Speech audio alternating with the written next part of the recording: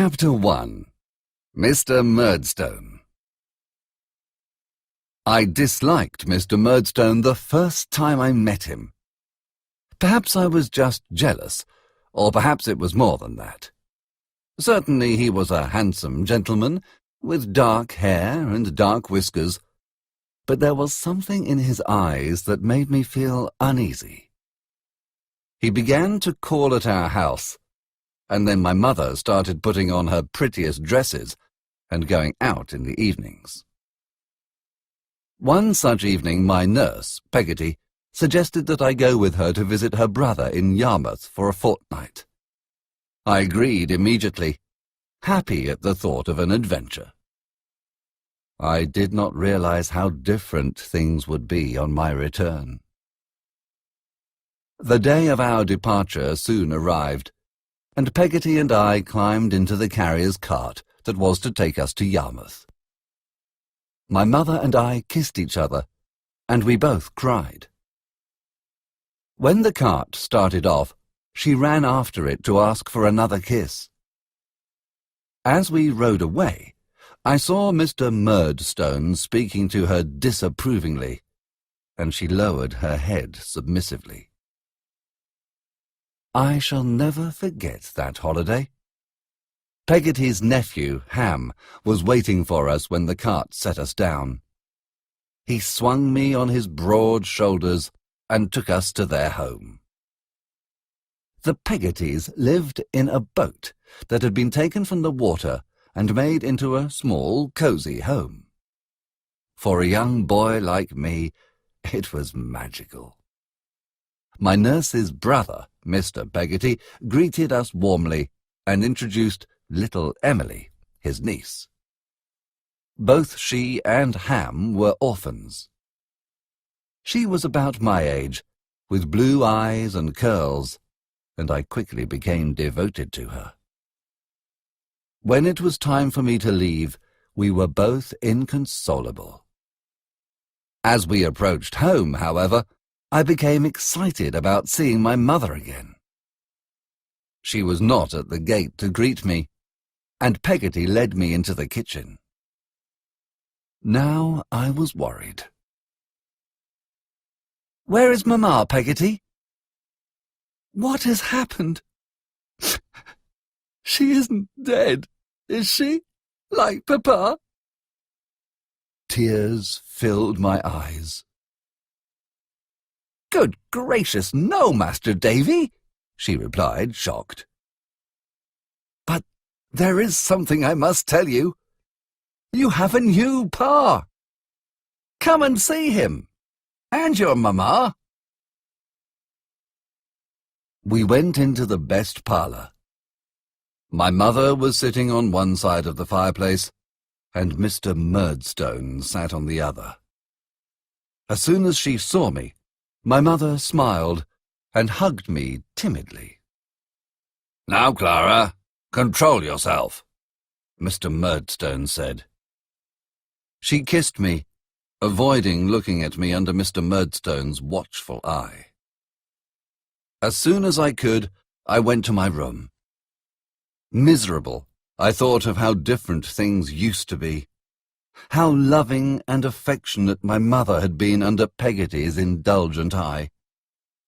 I knew that happy life was over, and I cried myself to sleep.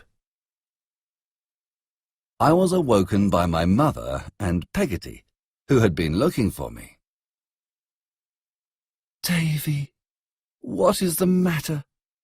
my mother asked. She tried to put her arms around me, but I pushed her away. "Oh, this is your fault, Peggotty," she cried. "You have turned my boy against me." I heard other footsteps, and Mr. Murdstone entered. "Clara, my dear, remember yourself." "Oh, it is too much," my mother exclaimed. "Can I not have some peace and happiness?" Mr. Murdstone calmed her with a kiss, and I saw immediately that she would do whatever he said. Go downstairs while David and I talk. We'll join you shortly," he said with a smile. When we were alone, he asked me, "Do you know what I do with a disobedient dog?" "I beat it." He gave me a hard look, and I understood all too well.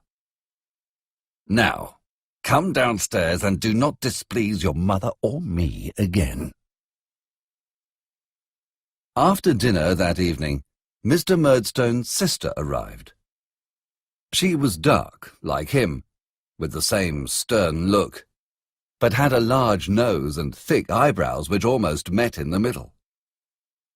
She had come to help my mother, and started the next morning by rearranging all our store cupboards. From then on, she took control of everything. On the one occasion that my mother asked to be consulted occasionally, Mr. Murdstone accused her of being ungrateful and expressed his disappointment. It was enough. My mother never protested again. I resumed my lessons with my mother, but these were no longer the happy times they had been before.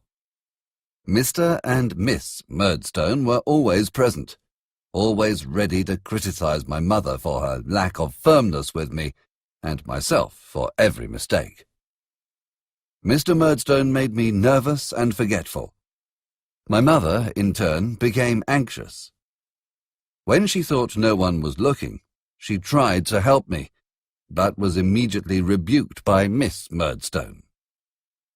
My poor mother suffered as much as I did, if not more. This continued for several months, until one morning I entered the parlour for my lessons and saw my mother looking more nervous than usual. Mr. Murdstone was holding a cane in his hand. "Now, David, you must be very careful over your lessons today," he said. The effect was, of course, that I became particularly forgetful, and things went from worse to worse. Finally, my mother burst into tears. "David, you and I will go upstairs," Mr. Murdstone said, taking my arm. My mother ran after us, but Miss Murdstone stopped her. My mother's crying accompanied me up the stairs. When we got to my room, Mr. Murdstone suddenly pinned my head under his arm and raised the cane in his other hand. "Please, sir, don't beat me. I'll do better." "Really?" he replied, and hit me hard. The hand holding me was near my mouth, and I bit it. He beat me then again and again with renewed fury. I heard my mother and Peggotty crying outside the door, and then it was over. He left me and locked the door behind him. I was kept in my room for 5 days. The only person I saw was Miss Murdstone, who brought me food but never spoke to me. On the 5th evening, I heard whispering at my door. "Davy, my darling?" It was Peggotty. "Oh, Peggotty!" I cried. "Hush, or they will hear us, my lovely. Listen. You are going away to school